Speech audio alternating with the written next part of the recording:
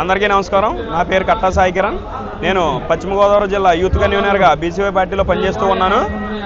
ఏదైతే గత నెల 22వ తారీఖున జరిగినటువంటి బీసీ సింహగర్జన కార్యక్రమంలో మా అన్న బోడే రామచంద్ర యాదవ్ గారు చెప్పినటువంటి 5 డిమాండ్లను ప్రభుత్వం నిర్వర్తించకపోవడంతో అది ఏదైతే మీ యొక్క ఎలక్షన్ ముందు ఇచ్చినటువంటి హామీలను ఎగ్గొడుతూ ఈ యొక్క ప్రభుత్వాలు చేస్తున్నటువంటి తీరును ప్రశ్నిస్తూ మా అన్న బోడే రామచంద్ర యాదవ్ గారు గత నెల ఈ యొక్క 5 డిమాండ్లను ప్రభుత్వానికి ఛాలెంజ్గా చేశారు.